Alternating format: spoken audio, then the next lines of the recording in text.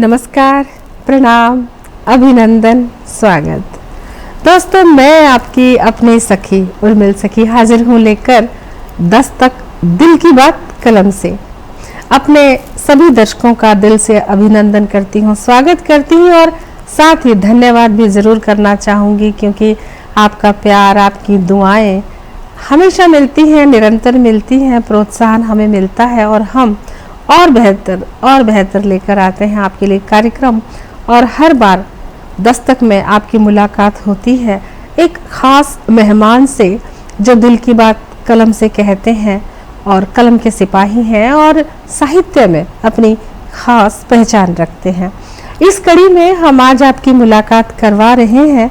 मैं उनके बारे में आपको बताना चाहूँगी कि हरियाणा सरकार के विभाग में यानी सचिवालय में सचिव हैं और साथ ही बाकी वो खुद भी अपने बारे में बताएंगे, लेकिन वो बहुत अच्छी साहित्यकार हैं।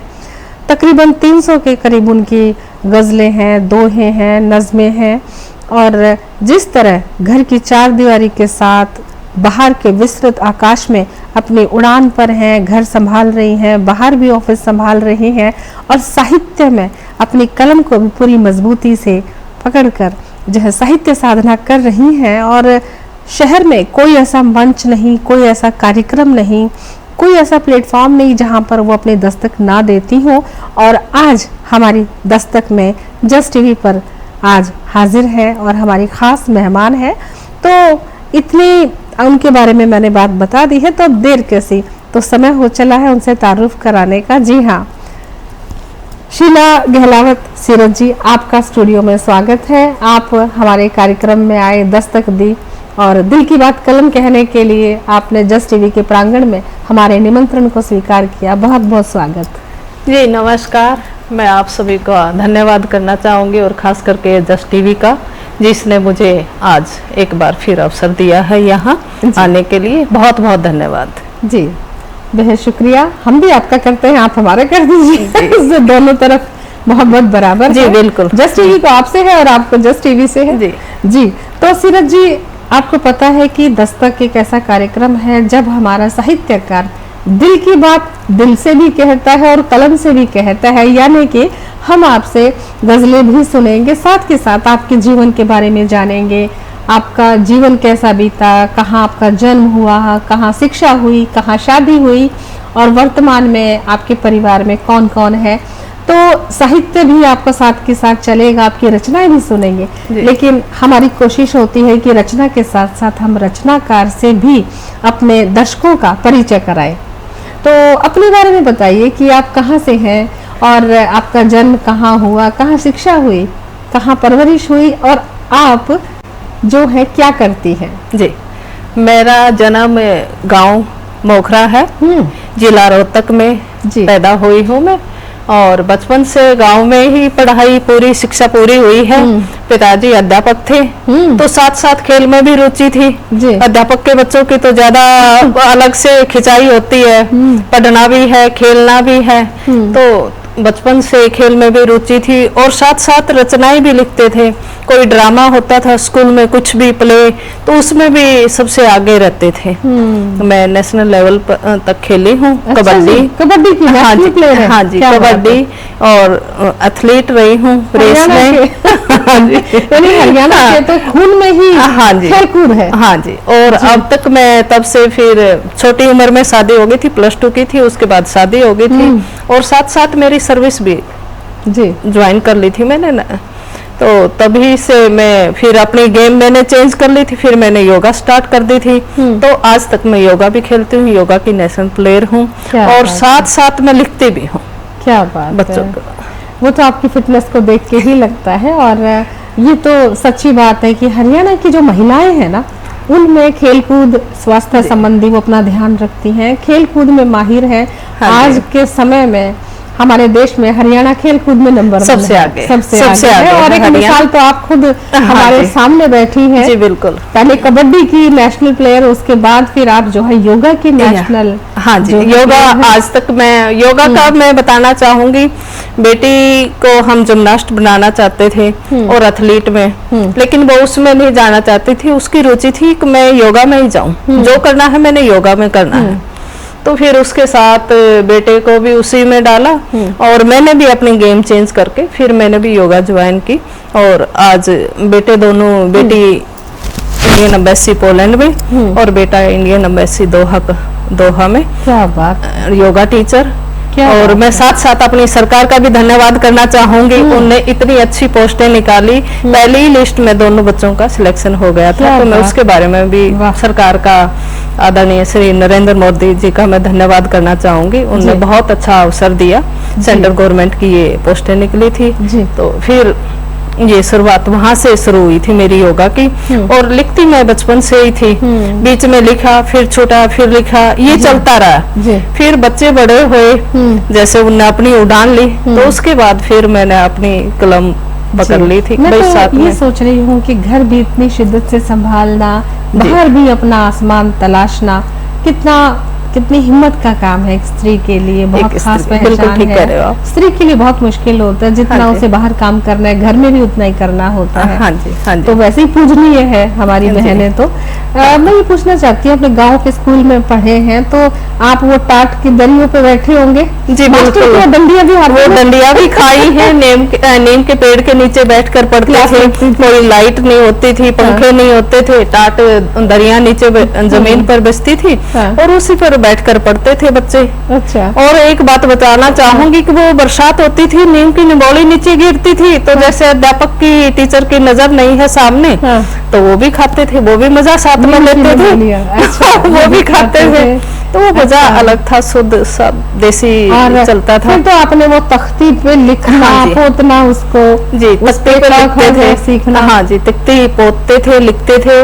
और तीर्थ हमारे गांव में मैं बताना चाहूँ सबसे बड़ा तीर्थ है, तो उसपे हम जैसे स्कूल के साथ ही थी, पहले पाठशाला थी, नया स्कूल जो बड़ा बना वो बाद में बना, तो पाठशाला थी तीर्थ के किनारे पर। उसमें हम उससे जैसे निकले तो तीर्थ पर जाना, उसके किनारे पे बैठ के तख्ती को अच्छे से धोना, पोतना और फिर उसको पानी में ऐसे फेंक देना, किसकी सबसे आगे तख्ती जाएगी। अच्छा। और फिर उसको वापस लेकर आना। पहचान लेते थे? हाँ जी, वो बड़ा मस्ती का टाइम था उस टाइम पर। अच्छा, पानी में तख्ती फेंकते थे? हाँ, फेंकते थे, तख्ती आगे जाएगी। और फिर उसको धागा रखते थे, उससे फिर खींच के सबसे पहले कौन आगे लेकर आएगा उसको, फिर उसको पोतना, वो एक अलग से मजा था। कलम थी इस समय, आज के समय की तरह नहीं है ना कि बहुत ज्यादा तकनीकी, बच्चों के पास मोबाइल, लैपटॉप, ये सब चीजें नहीं, तो वो एक प्रकृति की तरफ से खुला वो होता था, प्रांगण होता था, कहीं भी खेले। बिल्कुल बिल्कुल, वो अब बंद हो गया है उस टाइम का अलग से। मैं तो कहती हूँ आपने भरपूर बचपन को जिया है।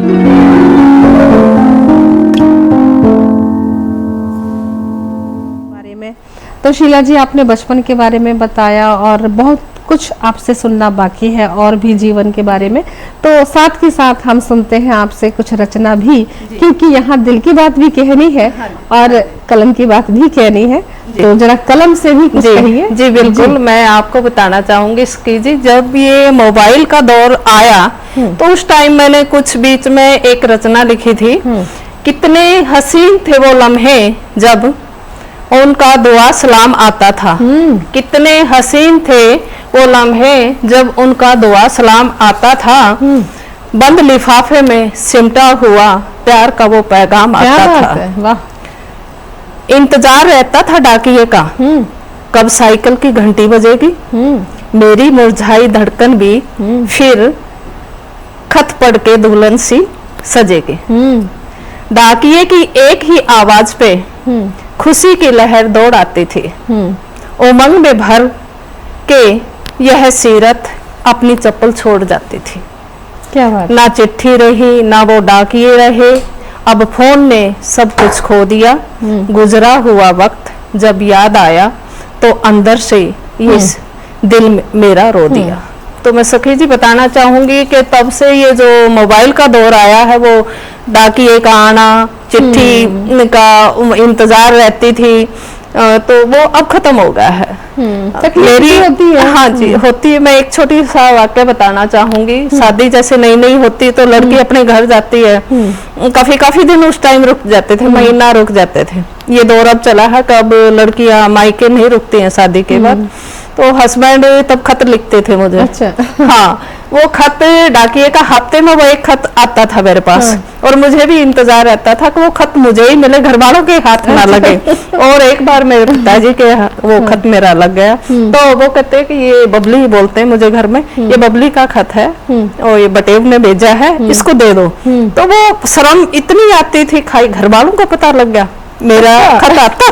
तो उस टाइम पर था ये। हाँ। अब नहीं है वो दौर। हाँ, हरियाणा में तो और भी ज्यादा हाँ, था। और ज्यादा था। मुझे लगता है कि एक रिवाज और था कि जब लड़की मायके में होती थी और उसका पति उसको लेने आता था तो लड़की छुप जाती थी, वो शर्माती थी, सामने नहीं आती थी ना, घर वालों के सामने नहीं आती थी। और लड़की को भी एक छोटा सा और वाक्य बताना चाहूंगी, तब गाड़ियां कम थी, तो बस में या स्कूटर में जैसे जाती थी तो अड्डे तक उसको लड़की को गीत गाकर विदा भी करके आते थे। वो गीत गाते थे, वो भी एक अच्छा रिवाज था। बहुत अच्छा। हाँ, भावनाएं थी उसमें। हाँ। अब वो सब रीति रिवाज खत्म हो गए। मायके से बिछड़ने का, जाने का दर्द होता था, सखियों को भी दर्द होता था। अब तो दर्द ही गायब है जी। वो दौर खत्म हो गया, रिश्तों का दर्द ही गायब होने लगा है। हाँ जी। और मुझे ये बताइए कि लिखने की भावना आपको कब हुई, कब आपने ये जाना कि शीला गहलावत के अंदर जो सीरत है, उस सीरत ने कब करवट ली, लिखना कब शुरू किया? जी, मैं 8th में थी तब मैंने सबसे पहले लिखना शुरू किया था। लेकिन बीच में जैसे पढ़ाई, गेम, फिर घर वाले टोकते थे, ये बंद करो, लिखना नहीं है, पढ़ाई पर ध्यान दो। तो पढ़ाई और गेम, फिर कोई चोरी छुपे लिख ली, फिर छोड़ दिया, फिर लिख लिया। से आपकी भी है। हाँ, कई पहले के जमाने में होता था ये लड़कियां नहीं लिख पाते थे। उनको लगता था लड़कियां लिख रही हैं दिल की बातें, तो पता नहीं क्या बात है। तो उसमें ये भी टोकते थे, और सीखो, कुछ सिलाई कढ़ाई सीख लो, बुनाई सीख लो, इसको छोड़ो, ये क्यों लिख रही हो। तो ये चलता था उस दौर में, पहले था। लेकिन अब तो सभी और बड़े आराम से एक बच्चा जब कोई रचना लिखता है तो माँ बाप उसको कितना प्रेरित करते हैं, बिल्कुल प्रेरित करते हैं और उसका सम्मान करते हैं, सबको दिखाते हैं कि देखो हमारा बच्चा इसने ये कविता लिखी। बिल्कुल, अब तो डांस भी करवाना और एक्टिविटी एक्स्ट्रा सभी करवाते हैं। जी। वो दौर और था और अब का दौर, समय बदला, विचार बदले, है ना। हाँ जी। और तो हमारा भी विचार बदल गया है कि बात को घुमा कर जरा रचना पर आते हैं। जी, ये एक मेरी रचना है और ये कोरोना के टाइम पर मैंने लिखी थी जी। अब शाम होने को आई है, पंछी उड़ चले हैं बसेरों में, चलो हम भी तो लौट चले अब अपने अपने डेरों में। रोज की इस भाग दौड़ में हम सब कुछ ही भूल गए, जल्दबाजी के चलते अपने हम तोड़ बहुत से रूल गए। न जाने कब बीते हुए दिन वापस आए या ना आए, क्या पता वो पुरानी रौनक बागों में छाए या ना छाए। बहुत खूब जी। अब पहले वाले दिन न रहे, सब इकट्ठे बैठकर हंसते थे, नफरत कहीं नाम नहीं था, सब प्यार प्रेम में बसते थे जी।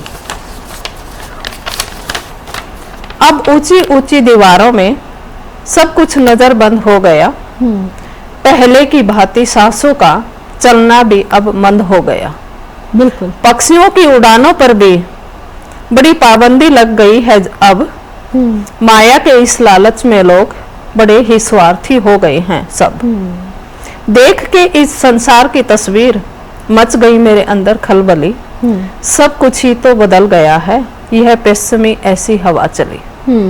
ढली हुई है अब तो सबके पाँव में संतलन की बेड़ी, आजकल की युवा नस्ल काफी हो चली है नशेड़ी।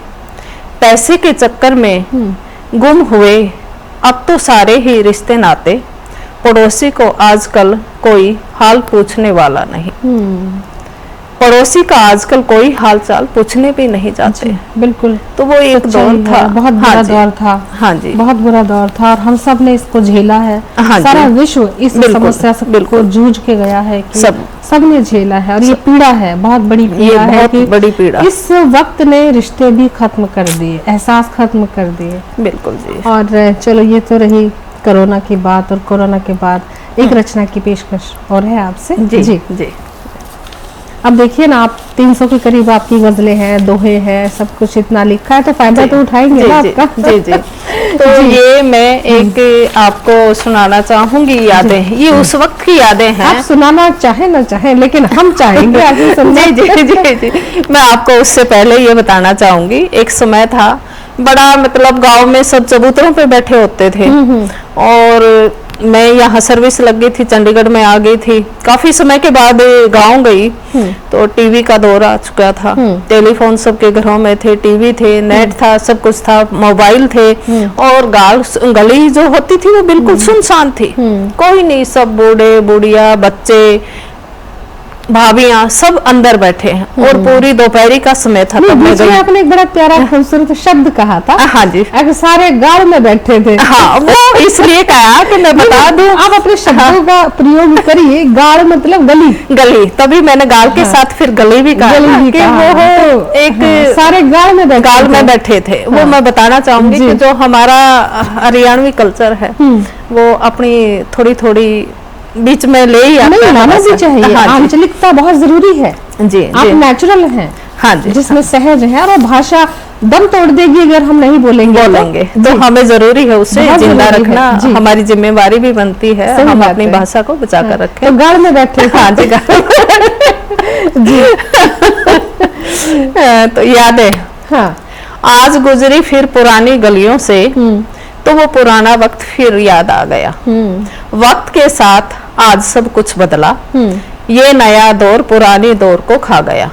ना घर का कच्चा आंगन मिला मुझे, ना मिट्टी का चूल्हा, ना ही राख मिली, बस भूली बिसरी यादें मिली मुझको, और मेरी यादों का वही खाक मिला। ना बैठक में हुक्की की गुड़गुड़ाहट थी, ना ही बचपन का वो कोई खेल था, ना वो कुएं थे, ना ही वो पनिहारी थी। कितना वक्त बदल गया जी, बिल्कुल। ना दीवा, ना बाती में तेल था। सब अंदर बैठे बैठकर टीवी देख रहे थे, सब दरवाजे बंद, गली सुनसान थी, ना छत पर मोर था, ना कोई चिड़िया, पक्षियों बिन घर की छत वीरान थी। ना जाने आज कहाँ खो गए वो दिन, जब सब इकट्ठे बैठे मिला करते थे, जब जाते थे 20 साल पहले गांव में, वो आदमी फूलों से खिला करते थे। ना ही चूल्हे की रोटी, ना हारे की खीर, ना हाथ की रई, घर में बिलोनी ना थी। आजकल लाड तो बहुत है बच्चों के, लेकिन पहले वाली लिलोनी ना थी। ना चाची ताइयां की गांव में मडली थी, हंसी ठिठोली कुछ भी पुराना ना था। बीर घूम रही थी वहां गले में चुन्नी घेर के, पहले बीर लुगाइयां बोलते हैं, बीर बोलते हैं ना अपने, जनानी, या ये हरियाणवी, मतलब हरियाणा में औरतों को बीर कहते हैं, मर्द बीर, हाँ मर्द बीर, जी।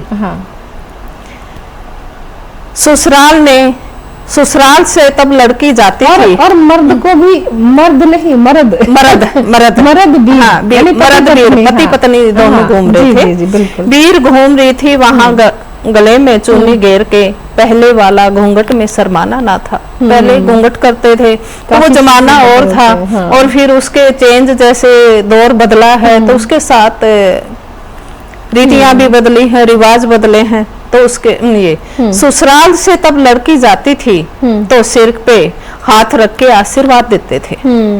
बड़े बूढ़े सब हाल चाल पूछ करके वो गोदी से बच्चे और सामान को लेते थे।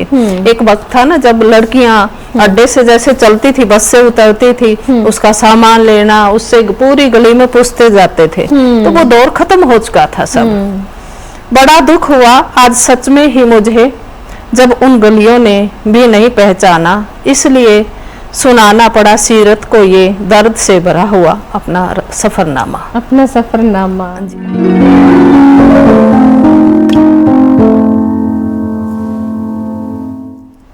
सीरत जी, आपने बचपन का दौर ताज़ा कर दिया। मुझे लगता है कि ये सिर्फ आपका दर्द नहीं है। हमारे जितने भी दर्शक हैं उन्होंने जीवन जिया है, वो बचपन, वो स्कूल, वो पेड़ के नीचे पढ़ना, हाँ टाट पर बैठना, डंडियां खाना टीचर की, और उसके बाद वो खेलना, तख्तियों पे लिखना। हाँ जी। और फिर उसके कुछ समय के बाद आपने शादी के बाद के वातावरण को चित्रित किया कि विवाह उपरांत जब दोबारा आप गांव गए तो कितना बदलाव था, है ना। टीवी आ गया घरों में, लोग कैद होने लगे, वो कल्चर छूटने लगा, दामन कल्चर का छोड़ के लोग अपने आप में सीमित होने लगे। हाँ जी, हाँ ये दर्द वाकई बहुत गहरा दर्द है। क्योंकि जो रिश्तों की जो आत्मीयता थी उसने दम तोड़ दिया। जी जी, बिल्कुल बिल्कुल ठीक कर रहे हो आप। और गांव मोहल्ले के जो लोग होते थे वो आशीर्वाद देने आते थे, अब तो घर वाले भी नहीं आ रहे, घर वाले भी बाय कर देते हैं, अच्छा आप जा रहे हो। और ये पुरानी संस्कृति को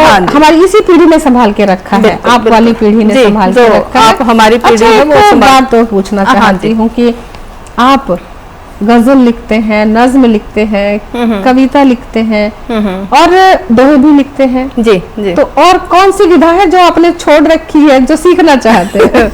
सब कुछ तो लिखते हैं। जी, मैं उपन्यास सीखना चाहती हूँ। अच्छा। और उपन्यास मैंने तब आपका पढ़ा तो मेरे मन में भी एक लालसा जगी थी। मैंने आपका उपन्यास पढ़ा और मैंने लिखा नहीं है, तो उसके बारे में मैं भी लिखना चाहती हूँ, आपसे प्रेरणा लेके, आपको अपना गुरु मान के, और आपसे मतलब मैं और लिखना चाहती हूँ। और आपकी फिल्में भी आई हैं उपन्यास पर, तो मेरा भी मन है मैं लिखूं, उसके बारे में लिखना चाहूंगी। जी चलो कोई नहीं, वो तो हम आपको पूरा सहयोग देंगे। और बहुत अच्छी बात है कि आप उपन्यास लिखना चाहते हैं। हाँ जी, और हाँ जी। यकीनन जब आपने इरादा कर लिया है तो आप लिखेंगे। हाँ लेकिन आप मुझे गुरु नहीं कह सकते, हम प्रेरणा हो सकते हैं। प्रेरणा आप मेरी हो, और आपको हम के मैंने उपन्यास नहीं लिखा तो उसके बारे में मैं चाहूंगी, जो नई चीज मैंने नहीं सीखी है उसको अवश्य मैं जी बहुत मैं दिल से आभारी हूँ कि आपने मेरे नॉवल को इस काबिल समझा। और चलो मुझसे थोड़ा सा हट के बात करते हैं, मैं तो हूँ ही आपके समक्ष, और यकीनन भगवान की दया से आप एक दिन लिखेंगी, ये हम दुआ करते हैं। जी। तो मुझे ये बताइए कि आप किस वक्त लिखते हैं? मैं किस वक्त लिखती हूँ जब मुझे, वैसे तो मुझे छुट्टी वाले दिन ज्यादा टाइम मिलता है, 5 दिन तो भाग दौड़ रहती है।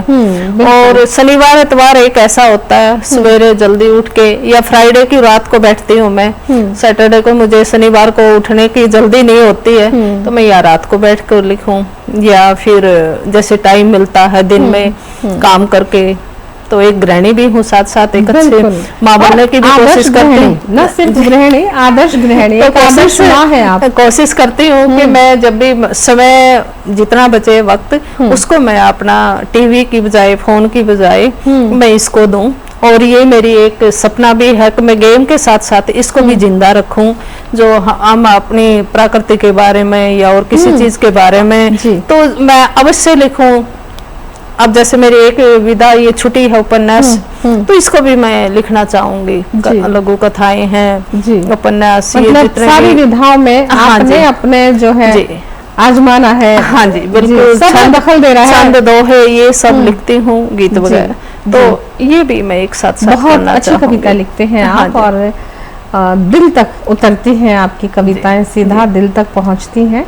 और जहाँ तक मैंने देखा है आपका प्रकृति प्रेम भी बहुत है, तो प्रकृति के ऊपर भी आपने रचना लिखी है? हाँ जी, लिखी है मैंने। और मैं आपको बताना चाहूंगी, मैंने अपने घर में पेड़ पौधे हरियाली में रखती हूँ, उनके बगैर मेरे दिन की शुरुआत नहीं होती, गुजारा नहीं है।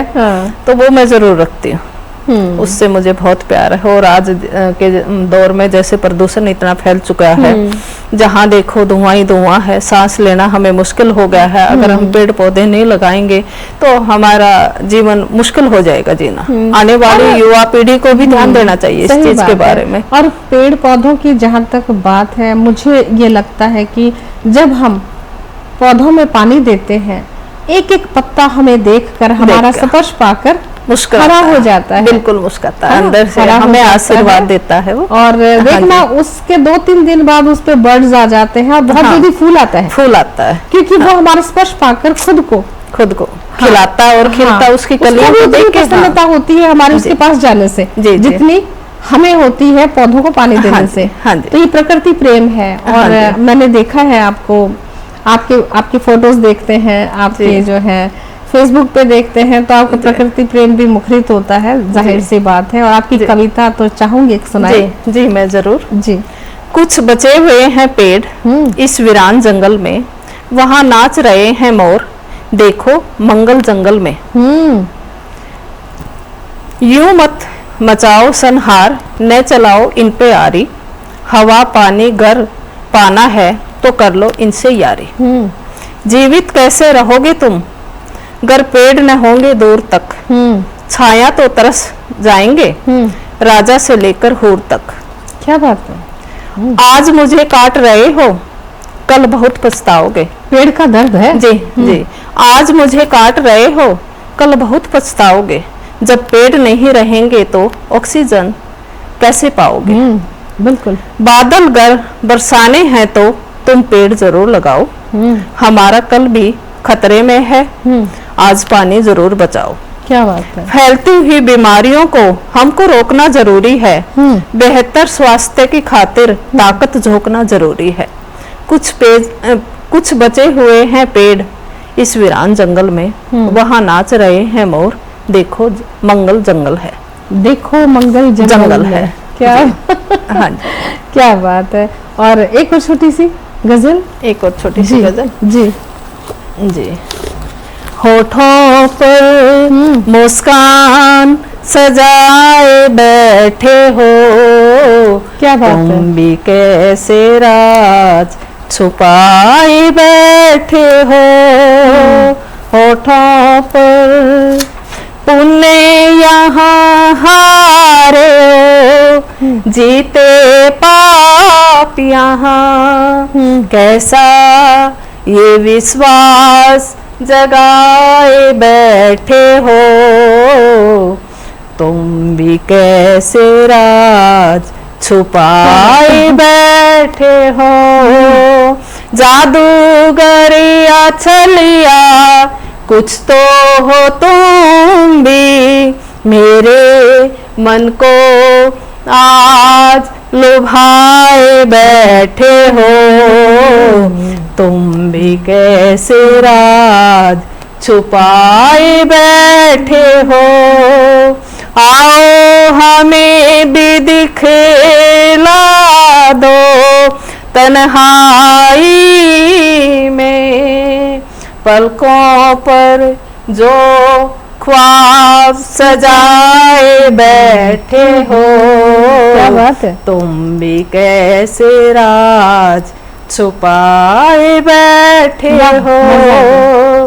दुनिया को देखो थोड़ा सीरत आओ, दुनिया को देखो थोड़ा सीरत आओ, खुद को खुद में क्यों उलझाए बैठे हो, तुम भी कैसे राज छुपाए बैठे हो।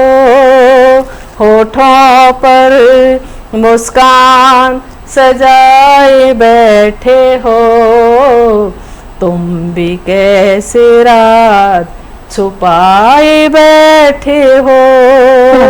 होठों पर होठों।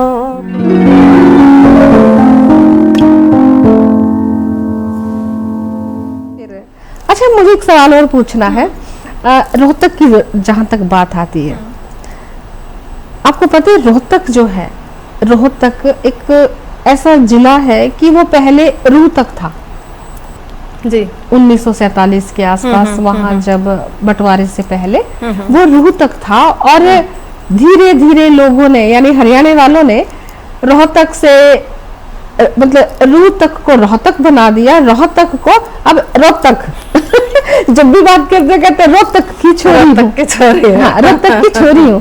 तो ये जो रोहतक की छोरी है, ये पर्सनालिटी वाइज, अपने फिटनेस वाइज तो स्ट्रांग है, खासकर रोहतक की। बिल्कुल। तो ये दरअसल वो रोहतक या रोहतक भले ही हो, लेकिन असली बात तो ये है कि वो रूह तक की छोरी है। और एक रूह तक की छोरी आज हमारे साथ है। मैं तो यही कहूंगी, रूह तक पहुंचने वाली छोरी। आज हमारे साथ हैं और इतनी प्यारी गजलें सुना रही हैं, जिंदगी से वाबस्ता, समाज को जोड़ने वाली, है ना, रिश्तों को जोड़ने वाली, प्रकृति से भरपूर, प्रकृति प्रेम सौंदर्य से भरपूर आपकी रचना प्यार है इतना जी, जो बहुत हम क्या हमारे दर्शक भी देख रहे हैं कि आज उनको कितना लुत्फ आ रहा है रूह तक की छोरी से मिलकर। तो सूरज जी, एक सवाल पूछती हूँ कि आज के समय में साहित्य की दशा और दिशा, इस पर आप क्या कहेंगी? कैसे लिखा जा रहा है आज के समय में? सभी अच्छा लिख रहे हैं, ऐसे तो नहीं कहूंगी मैं नहीं लिख रहे हैं, सबका अपना अपना अंदाज है लिखने का। लेकिन हम समाज के बारे में, प्रकृति के बारे में और अपना जो जनजीवन है उसके बारे में लिखेंगे, हम कोई संदेश देंगे अपनी कविता के द्वारा, तो वो ज्यादा सबके अंदर जाएगी और वो बात को समझा जाएगा जल्दी। तो हमें कोशिश करनी चाहिए कि हम जो भी लिखें अच्छा लिखें और दूर तक वो बात हमारी जाए। हमें कोशिश करनी चाहिए और सभी अच्छा लिखते हैं। और मैं साथ साथ ये भी कहना चाहूंगी, जो आज का युवा है उसको आगे आना चाहिए और साहित्य से जुड़ा रहना चाहिए। इसको जिंदा रखना है, हमें आगे बढ़ाना है, इसको पहुंचाना है आगे तक, इसको लिखना चाहिए। तो बच्चे युवा कुछ युवा आ भी रहे हैं, बहुत अच्छा लिख रहे हैं। हाँ जी, बहुत अच्छे लिख रहे हैं। आज के दौर में देखें तो कुछ बच्चे तो बहुत ही आगे आ गए, अच्छा लिख रहे हैं, अच्छा संदेश भेज रहे हैं जी। तो और आप तो वैसे भी मैंने देखा है कि साहित्य का संरक्षण भी कर रही हैं, साहित्य का सृजन भी कर रही हैं, युवाओं के लिए कार्यक्रम भी आयोजित करती हैं, मुशायरे आयोजित करती हैं और उनको जोड़ के रखती हैं, है ना, उनको प्रोत्साहित करती हैं, सम्मानित करती हैं। देखा है मैंने आपको, इसीलिए आपकी तो और भी ज्यादा दिल से इज्जत करते हैं हम। साहित्य के लिए पूर्ण रूप से समर्पित शख्सियत हैं आप। और मैं अब फिर से चाहूंगी कि आपका थोड़ा फायदा उठाया जाए। जी हाँ, आपकी गजल से। जी हाँ जी, मैं एक अपने वैसे ही बैठे बैठे कुछ सोच रही थी, तो गुनगुनाना शुरू किया और सामने आईने के सामने ही खड़ी थी मैं। तो तब ये सोचा मैं क्यों ना ऐसे लिखूं कि जो सब तक पहुंचे, दिल में उतरे। कोशिश की है।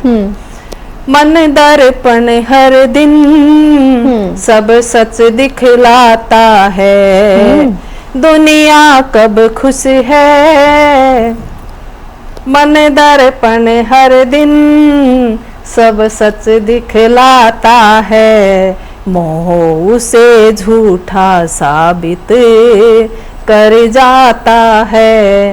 रात लगा कहने मुझको नभ का चंदा, अच्छा। नर भी अद्भुत जीव रुला करे जाता है। दिल के रास्ते द्वार बुहार रही हूँ मैं, दिल के रास्ते द्वार बुहार रही हूँ मैं। एक बंजारा गीत मिलन का गाता है, मन दर्पण हर दिन सब सच दिखलाता है। राहों में धीमे धीमे कदमों से ही हाथ पकड़ कर प्रेमी को प्रेम चलाता है। हाथ पकड़ प्रेमी को प्रेम चलाता है। तपते खेतों में तुम झरती बूंदे हो, ध्यान तुम्हारा दुखती रग सहलाता है। रेशम यादों का मौसम पलकों के तटे, आंसू बनकर ज्ञात भिगोए जाता है। आंसू बनकर गात भिगोए जाता है। दिल में तार सजा झनकारा सा बजता है। चंदा खुद में घटता बढ़ता जाता है।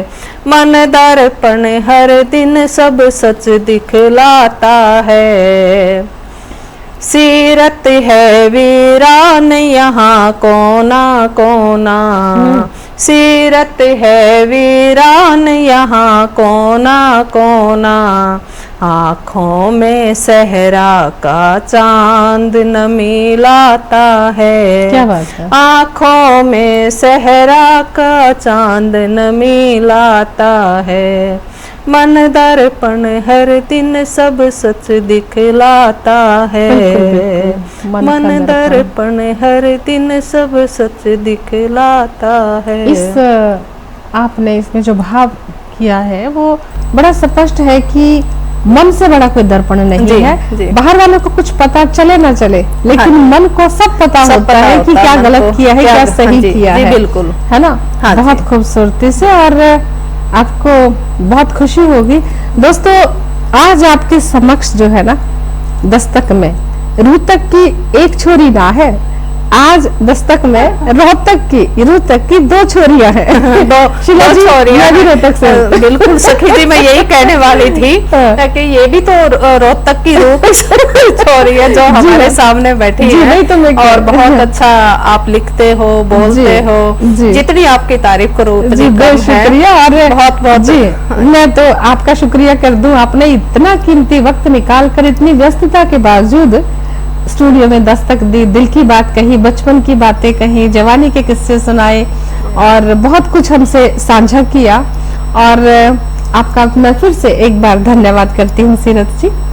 जी, मैं भी आप सभी का धन्यवाद करना चाहूंगी, जस्ट टीवी की पूरी टीम का, और सखी जी आपका, और मैं सभी अपने दर्शकों का भी बहुत बहुत धन्यवाद करना चाहूंगी कि मुझे ये इतना कीमती समय आप सब ने मुझे दिया, उसके लिए बहुत बहुत शुक्रिया जी, बहुत बहुत धन्यवाद। दोस्तों नमस्कार।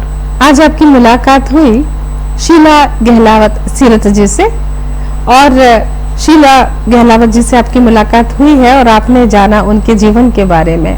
और आज आपकी मुलाकात रोहतक की दूसरी छोरी से भी हुई और पता चला आपको कि रोहतक वाले कैसे होते हैं। जी बिल्कुल, दो रोहतक और जी, और अपने सुझाव, अपनी राय मशवरा देना चाहें आप दीजिए हमें, क्योंकि हमें भी इंतजार होता है, हौसला बढ़ता है। तो हमें किसी भी इन्फो के लिए info@justbroadcasting.com पे हमें जो है अपनी सलाह दें, राय दें, प्रतिक्रिया दें। और अब दीजिए मुझे और सीरत जी को इजाजत, क्योंकि हमें फिर आना है लौट कर एक और नए मेहमान के साथ। तो दीजिए अनुमति। प्रणाम। जी, आप सभी को प्रणाम, नमस्कार।